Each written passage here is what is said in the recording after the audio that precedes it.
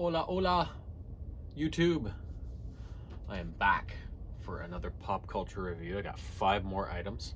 They are still coming strong and steady, Fast and Furious, but not the Fast and the Furious.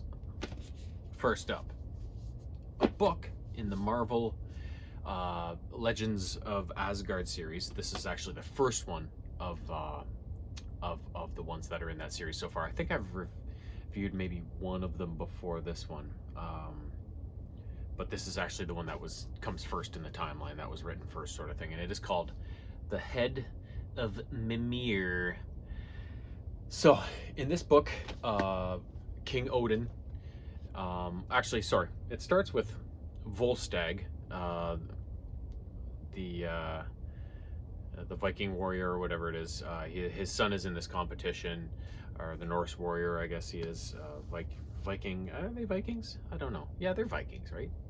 I don't know. Either way, Volstagg's son is in this competition, I think swordplay competition, and he can see that his son is a little impatient and he's rushing things and he gets beat, and his son's pissed off afterwards. So as a matter of relaying a lesson to his son, he tells the story of Heimdall and the Head of Mimir. So in this story featuring Heimdall, King Odin is in his annual, I think it's an annual thing where he goes into the Odin sleep, where he, I don't know if he communes with the gods or whatever he does in his Odin sleep, but it's a big deal, and he's usually out for, I don't know, a significant amount of time. But during this Odin sleep that King Odin is in, it's dragging on for much longer than he normally is in the Odin sleep for.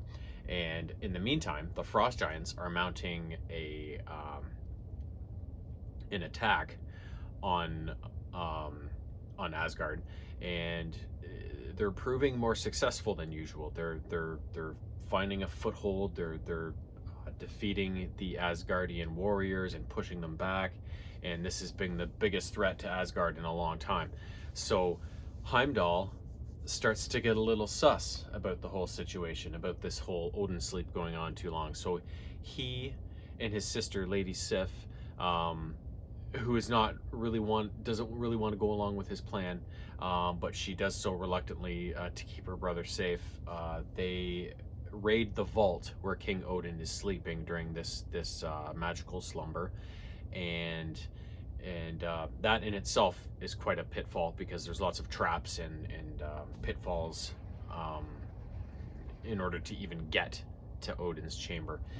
And once they do, they find the Head of Mimir missing. Now, in King Odin's vault, where he goes into the Odin sleep, there's many different objects in there that are important to him, that offer him various different I guess abilities or whatever they might offer. This one, the Head of Mimir, which is a story in itself, the Head of Mimir offers wisdom and guidance and that sort of thing, and it is missing from the chamber. So Heimdall has an immediate suspicion that it is one of the people in King Odin's procession, a sorcerer. I can't remember her name, but she's supposed to be a confidant of King Odin and the Queen, and one of their inner circle, and is supposedly a really trusted individual. But Heimdall has a really bad feeling about her, and he believes she's behind the whole thing. And so he and Lady Sif, after getting caught raiding Odin's chamber, basically have to flee as kind of criminals, because this is a big offense to have done this. And in the meantime, one of the guards that was guarding Odin's chamber gets attacked, and it's actually not by Heimdall, but he's kind of set up as the guy that did it. So they have to basically, Sif and Heimdall, travel across the 9 realms and reclaim this Head of Mimir, and prove their innocence, in that they weren't trying to kill King Odin or cause any sort of harm. They were trying to get to the bottom of this, protect him, bring him out of the Odin sleep, and save Asgard. So it's just this big long journey where they kind of have to, against all odds, get this really tall task done, and save not only themselves but all of their people. So pretty cool book. I really liked it. Heimdall's a good character, and I only really know him from the movies. So to get a little more insight into his character is a pretty cool thing. So next up, season 1 DVD set of Boba Fett, the Book of Boba Fett. So this TV series features 7 episodes, and it basically chronicles Boba Fett's rise to prominence on Tatooine after he gains freedom from the belly of the Sarlacc, where we see him go into in Return of the Jedi when Luke sends, or no, Han sends him in there by accident, or was it Lando? I can't remember which one. Han, yeah, hits him with the thing when he can't see because he's blind from the carbonite freeze sleep. So it starts off kind of as the series kind of takes on a back and forth aspect where in current times we see Boba Fett taking over the town of Mos Espa as its kind of criminal overlord, but he wants to be fair, he wants to be just, but he wants to rule over Mos Espa. And he there's some crossover from the Mandalorian, Fennec Shand, who the Mandalorian didn't kill but basically left for dead in the desert. Boba Fett saves her. She becomes his like right-hand man sort of thing. So we see the two of them rise to prominence in Mos Espa and fight back all sorts of threats, like Jabba's, the deceased Jabba's a set of cousins known as the twins encroach on Boba's territory and make a claim that they're in charge of Mos Espa. The mayor of Mos Espa is causing a lot of problems. There's a Nikto gang that keeps causing problems. There's Pike, which is one of the biggest problems, causing a lot of criminal activity in the city. So it's basically Boba and Fennec finding their way as the new rulers of Mos Espa and putting down all these threats that keep coming their way. Now, the back and forth aspect I mentioned is it also shows a lot of Boba's more recent past, starting with how he got out of the Sarlacc. And when he did get out of the Sarlacc, he was rescued by a tribe of Tuskens that actually held him captive for a while before he tried to escape, failed, and then he finally gained their trust, and he kind of became one of them in a way, and they taught him all their ways and how to fight and everything. And one day went out on a mission or something like that. I can't remember what he was doing, but he came back only to find the whole his Tusken friends, the whole camp destroyed by that Nikto gang. So that's when he finally breaks ties with the desert life and goes into Mos Espa to start this new life as the ruler of Mos Espa. So it's just kind of that back and forth element of how he escaped, how he became who he was afterwards, and then in current times how he is dealing with the Mos Espa thing. So along the way we see some there's one episode where he's not even in it, and it's all the Mandalorian with Grogu. And in another episode, we see Timothy Oliphant return as the sheriff of Mos Pelga, which is now known as Freetown or something like that. So we see him return, which I really liked his character. I'm not going to tell you how that ends because it's kind of sad. But yeah, just a really... I know there was some mixed feelings on the Boba Fett series because... And I get it, because Boba Fett was always such a cold, calculating character. It was all about the job. He didn't care about anybody's feelings. He didn't really hold a grudge in a way. Everything was business. He was just this cool dude. And just really, you didn't fuck with him either because he could go toe-to-toe with Jedi and come out of it alive sort of thing, right? Or with and be one of the few people who could, be in Darth Vader's presence a handful of times and not get force choked to death, right? Like, the guy was just a cool dude. So to see him want to rule over Mos Espa, but do so as a more just, offering mercy, maybe not being as hard and cold as he used to be, is a bit of an adjustment for the Boba Fett character. So I get why people kind of wanted to see more of the old school Boba Fett, and this was kind of a departure from that and a change in his character. At the same time, people change. Maybe being in the belly of a sarlacc does that to a guy, right? So there's kind of like, I get it, but I also, it's like whatever, right? Like, I really enjoyed the series for what it was. I thought it was great. All these Star Wars TV shows have been fantastic so far. So I eat it right up. I'll take it for what it is. I'll enjoy the 7 episodes, and if there's a season 2, I'll go ahead and enjoy those too. Next up, this is a movie that I can't remember, did we rent this one maybe? But anyways, it was one that I really wanted to see because I like this style of movie, and I find there's not enough of this style of movie anymore, whereas in the 80s it used to be like crazy. And the movie in question is called The Lost City.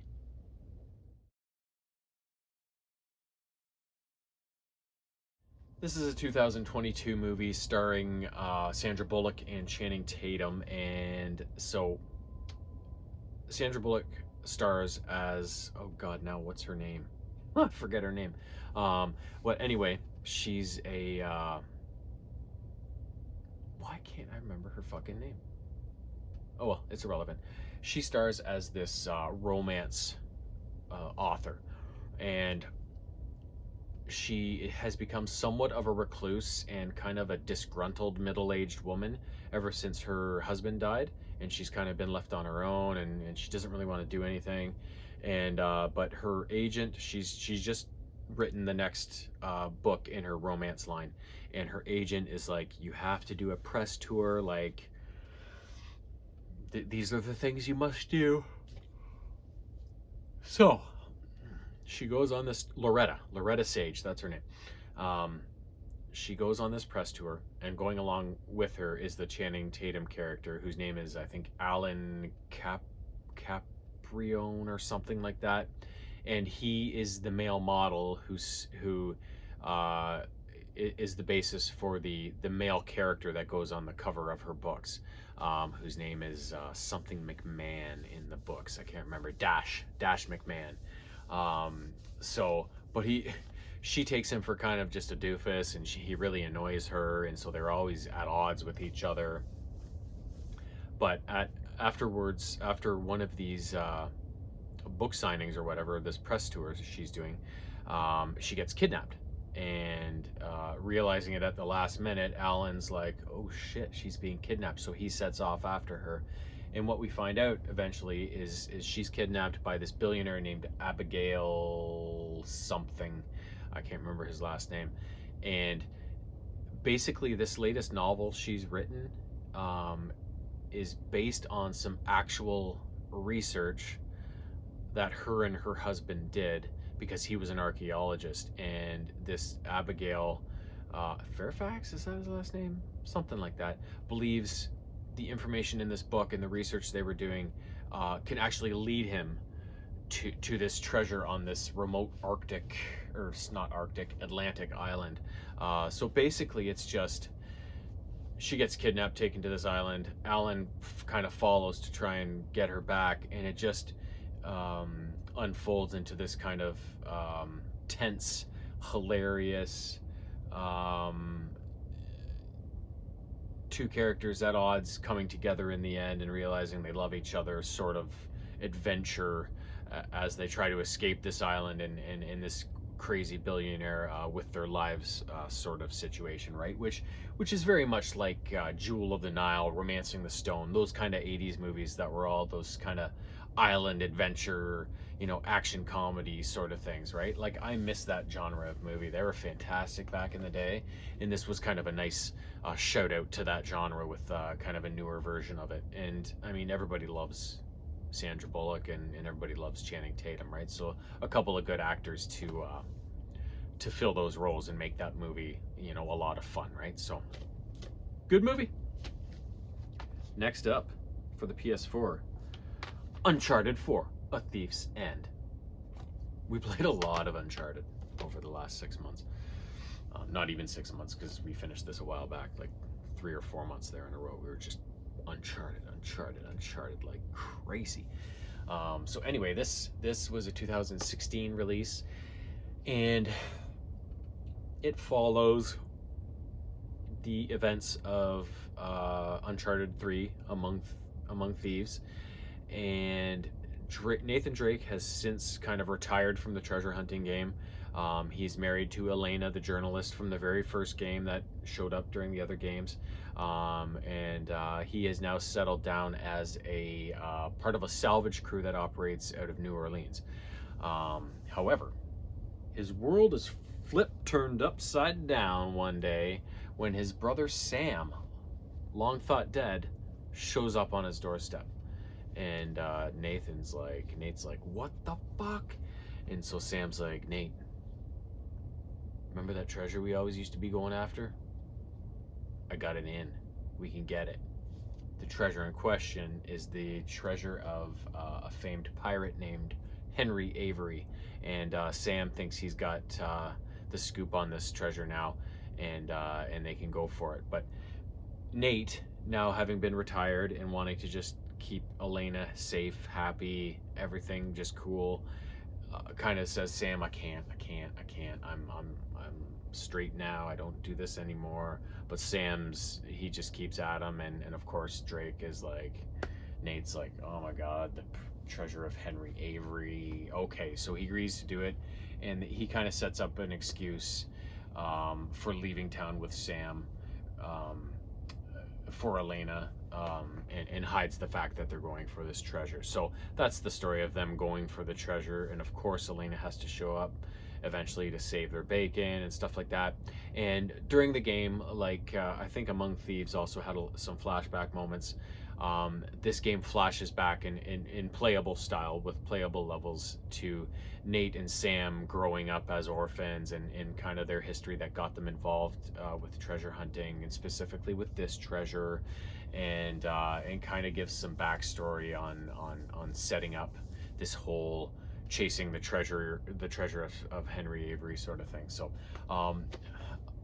it's hard to pick a favorite Uncharted game. They were all so good. They were all so consistent. They were all so fun and also original.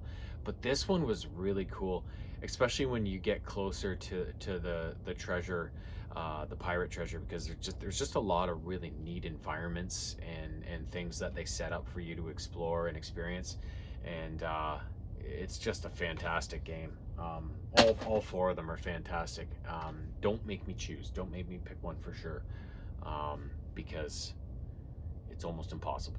I'd have to play through all four of them again in a row really quick to make a decision. And even then I probably couldn't, so I'm not going to. Last up, another PS4 game called Gas Guzzlers Extreme. This is like a car combat game. It was originally released for PC only back in 2013, but then they ported it to consoles later on. This one for PS4 didn't come until 6 years later, until 2019. And when I saw it advertised somewhere, I was like, oh God, car combat. Like, do they know how to get me or what, right? So this game, you basically start off as a lowly driver. You get a basic car, and you basically have to make your way through different levels of the game and upgrade your vehicle along the way, competing in different events. There's a bunch of different race styles you can do. There's just a regular race with no weapons, and you just have to be the winner, sort of thing. So then there's a battle race where weapons are involved, so it's the same thing at a certain number of laps, and you are able to blow the shit out of people along the way. First guy across the line wins. Then there is a knockout race, which is after, I think in this game it's not per lap, I think it's a timer. After a timer counts down, the guy in last place is eliminated, and it keeps doing that until, you know, the only guy remaining is the winner. There's a death match, which is basically just like an arena battle. There's capture the flag, so you're divided into teams and you have to capture the other team's flag, and that sort of thing. So there's a bunch of different race modes you can do. So and a bunch of different weapons as well. So you just work your way up through the ranks. As you get to a new circuit or a new level, you're able to purchase more cars, better cars, and you can also upgrade them along the way, all their different aspects, to make yourself powerful, fast, you know, indestructible. that sort of thing. And yeah, you just make your way up through the ranks of the games and the different levels until you finish the final circuit, or championship or whatever it is, and you basically beat the game. So I found this game, for being kind of an under the radar release, especially, like, it was really good. It controlled really well. It was a lot of fun. The game looked really good. It was just kind of one of those hidden gems that just I fortunately picked up on at some point somehow and decided to get it. And you know, it was worth every bit of the $30 or $40 or whatever it was I spent on it. So if you like car combat, not a bad one to add to your stable. Anyways, that's the 5 for tonight. I think I will be back with 5 more for tomorrow, so stay tuned.